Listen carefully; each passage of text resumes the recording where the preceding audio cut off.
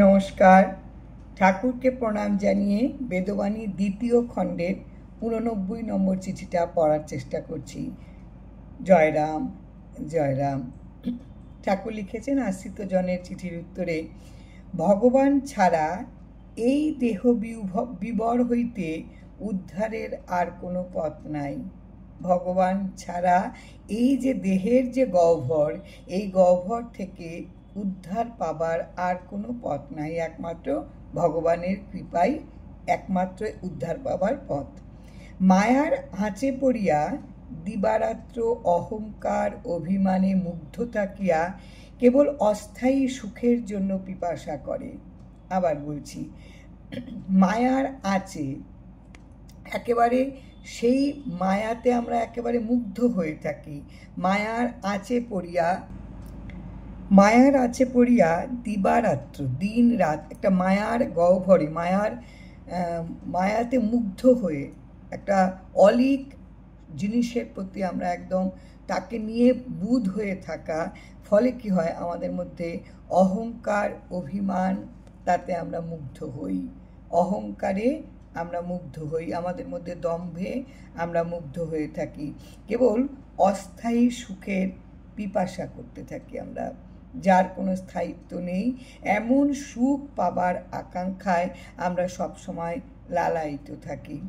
সেই পিপাসাই মন এবং বুদ্ধি উৎপন্ন হয়। সেই পিপাসাই আমাদের যে মন, আমাদের যে জ্ঞান, বুদ্ধি অর্থাৎ জ্ঞান, এই পিপাসাই এ দ্বারা আমাদের উৎপন্ন হয়। এই মন বুদ্ধি উৎপন্ন করে, মানে এত আমাদের চাওয়া, এত আমাদের কামনা বাসনা, ফলে আমাদের মন এবং বুদ্ধি তাতেই নিবদ্ধ থাকে।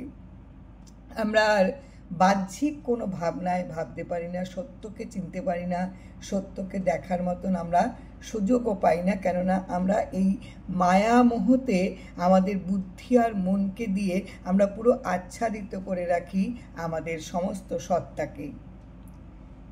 যখন ভগবানের সান্নিধ্য লাভ হয় তখন মন বুদ্ধি থাকে না।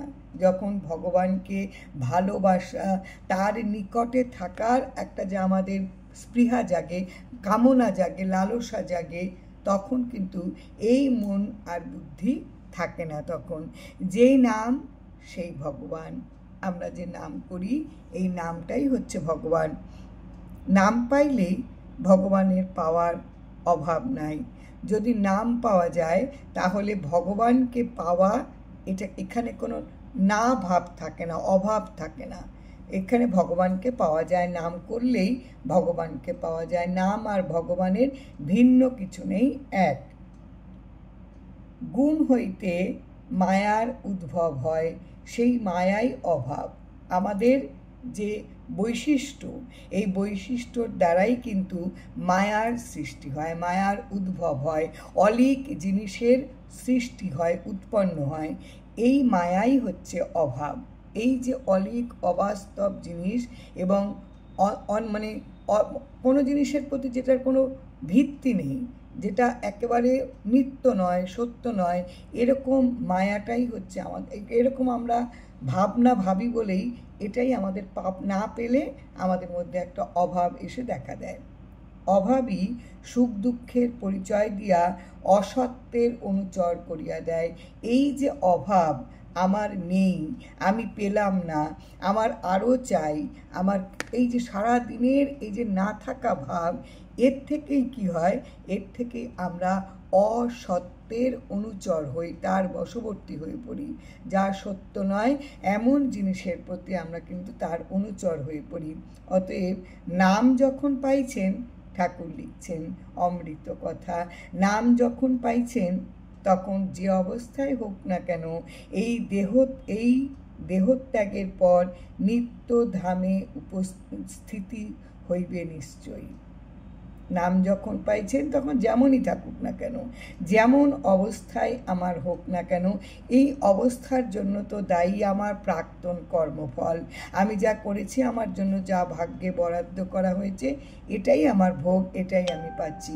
কাজেই আমি যখন নাম পেয়েছি তখন আমার যেমনই অবস্থা হোক না কেন, আমি কিন্তু দেহত্যাগের পর নিত্য ধামে আমি নিশ্চিত আমার সেখানটায় আমার থাকতে পারবো, এখান থেকে আমার কখনো আমি চলে আসতে হবে না, ওটা আমার স্থিতি, ওই জায়গাটা আমার একদম স্থায়ী জায়গা, আমি ওখানে থাকবো নিশ্চয়। ঐশ্বর্য নিয়া ব্রজে যাইতে পারে না।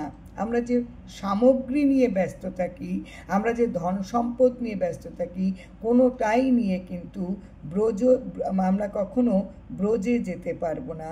ব্রজভূমি কেবল মাধুর্যময়, যেখানে এই যে ঠাকুরের যেখানে লীলাক্ষেত্র, সেটা শুধুমাত্র সুন্দরে ভর্তি, মাধুর্যময়, একেবারে যেন তোমাকে সবসময় সুন্দর মানে ভালো জিনিসে, যেটার মধ্যে যেটা স্টেবল, যেটা তোমার কাছে যেটা কখনো অনিত্য নয়, যেটা নিত্য, এরকম মাধুর্যতায় পরিপূর্ণ থাকে। সেখানে সুখ দুঃখের রীতি নেই, যা স্থায়ী, যা নিত্য, সেখানে কখনো এই যে সাময়িক অনুভূতিগুলো কখনো বিব্রত করে না, সেখানে সুখ দুঃখ নাই। যেটার জন্য আমরা সবসময় অভাব বোধ করি, আমাদের ভেতরে অস্থিরতা আসে, চঞ্চলতা আসে, এই নিত্যধামে গেলে পরে কিন্তু সেখানে এই সুখ দুঃখ বা এই অভাববোধ এরকম কোনো কিন্তু রীতি নেই। মন বুদ্ধিরও গতি হয় না, মন এবং বুদ্ধি ভিন্ন ভিন্ন জায়গায় ছুটে বেড়ায়, সেটাও কিন্তু সেটা করতে পারে না যখন নিত্যধামে আমাদের বাস হয়।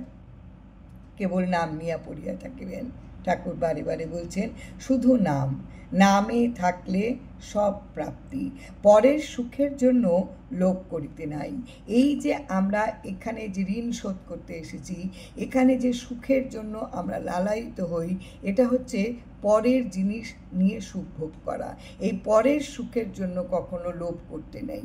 যে সুখ নিত্য নয়, যে সুখ স্থায়ী নয়, যে এই আছে এই নেই, এরকম সুখের জন্য কখনো লোভী হতে নেই। ঠাকুর বলছেন লোভ করতে নেই। নামের সুখেই তারই আহ্বান জানিবেন, নামের সুখেরই আহ্বান করিবেন। সব সময় নামে যে সুধারস, তাতে তুমি স্নাত হও, তাতে তুমি সব সময় তৃপ্ত হও, এটারই আহ্বান করতে ঠাকুর বারে বারে বলছেন। নামে যেন তোমার বুক ভরে যায়, অভাব মেটায়, স্বভাব জায়গায় মহাসুখের।